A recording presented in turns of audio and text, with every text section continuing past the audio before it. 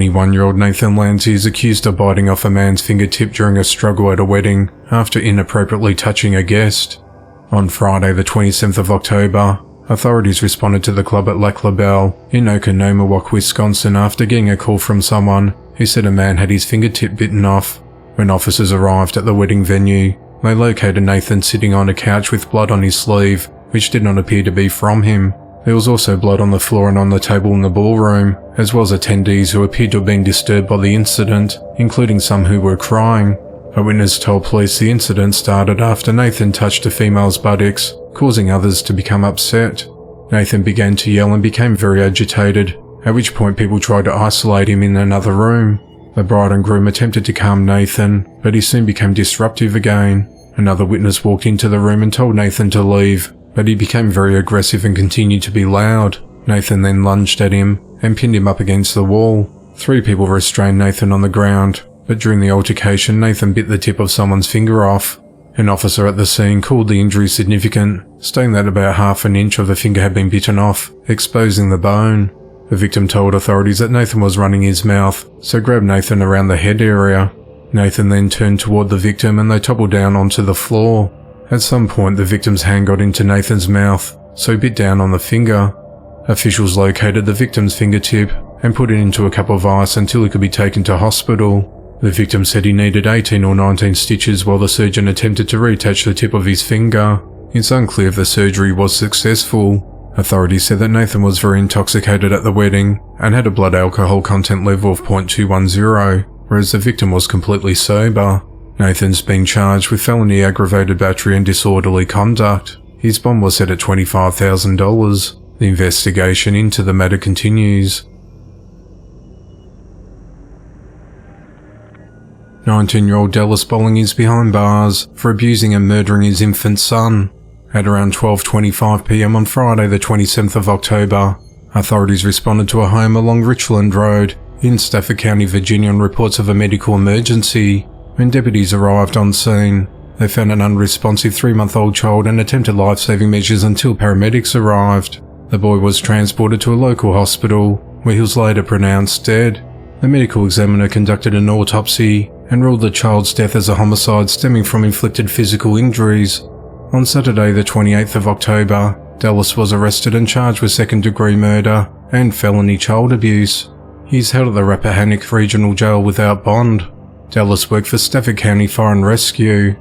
In a statement, Stafford County Fire and Rescue said the allegations do not reflect the values of the department, and Dallas has been placed on administrative leave pending the investigation. Dallas's attorney Thaddeus Furlong said that the baby's death was accidental, adding that his client had cooperated with law enforcement. He said that Dallas called 911 and had no intention of hurting anyone. He's 19 years old, and this is his first and only child, he said. The investigation into the matter continues. A couple have been arrested after beating, burning and starving their daughter. At around 8 p.m. on the 16th of September, a woman leaving the bar at Trails Village in Village Center Circle in Las Vegas, Nevada, spotted a 13-year-old girl wandering across the parking lot outside of Albertson's grocery store. She noticed the teen appeared malnourished and had visible burn marks, cuts and scars on her. The woman then called police. When officers arrived, they spoke with the victim and noticed she had several burns on her palms and arms, and multiple cuts on her hands and face. She said that she ran away from home because she was getting tired of being punished. She said her biological father passed away years ago, and since then she's been punished on a regular basis for doing the wrong thing or staring. She said her mother, 42-year-old Casey Lilly, and stepfather, 43-year-old Edward Lilly, would slap her in the face for staring. She said she'd been homeschooled since she was 8 years old and does not have any friends. She also said that she does not like to be at home because it makes her sad. Child Protective Services was called to the scene, and Casey also showed up and told police that her daughter ran away a few hours earlier in the evening. Casey told police her daughter likes to steal food and eat out of the trash can, even though she's provided food at home, but she could not explain why her daughter's so thin. Casey admitted to beating the girl she caught her staring at Edward. When asked why she would react this way, she said it was because her daughter admitted to having a crush on her husband. When the detective asked her how that made her feel, she said it bothered her to have another woman staring at her man. It made her want to attack. Casey said she would say, "Hey, that's mine, you know," "Back the fuck off, that's mine."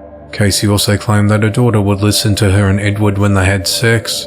Edward told detectives that he never physically disciplined the girl, whom he described as defiant and never doing what she was told. While interviewed at the Southern Nevada Child Advocacy Center, the girl said she did not want to go back home with her mother and stepfather due to being smacked and punished all the time. When asked about being punished, she said that she does not like having a hand on the stove. When asked why she thought her mother may have burnt her, she said she was mad at her for staring at Edward. She also explained how her mother would hold her hand under hot water as punishment. The victim also told police that her stepfather would beat her as well, though he wouldn't hit her as hard as her mother. A medical exam conducted on the girl showed that she weighed 78 pounds and had finger marks on both arms, a bruise on the back of her right arm, loop marks on her back, buttocks and back of both legs, burns on both hands, cuts inside her mouth on both sides, and a bruise on her left shin. On Wednesday the 25th of October, Casey and Edward were arrested and charged with 3 counts of abuse and 2 counts of abuse resulting in substantial bodily harm. The investigation into the matter continues. 35-year-old Veronica Elliott was arrested after leaving her 7-year-old daughter alone in a car for hours while she got drunk at a local bar. At 2:58 a.m. on Sunday the 29th of October, authorities responded to the Perfect Spot restaurant and bar located at 1600 Flight Line Boulevard in DeLand, Florida, in regards to a 7-year-old girl who walked into the bar looking for a mother when patrons quickly phoned police. During the investigation, police learned that the child was left alone in an unlocked car for hours, which was turned off in a dark parking lot with no lights, near other cars where people were sleeping and drinking alcohol. An officer stayed with the child while the officers looked for Veronica. At around 6:30 a.m, as officers continued searching for Veronica, she walked up to one of them, asking what time it was.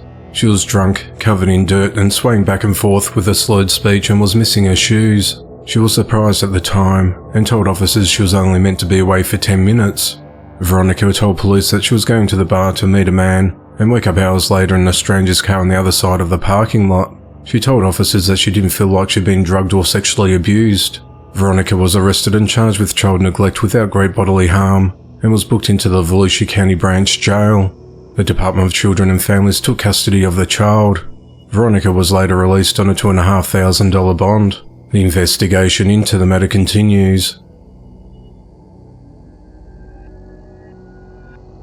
52-year-old Andrea Cabrera is behind bars for threatening a former roommate as she was moving out of her home.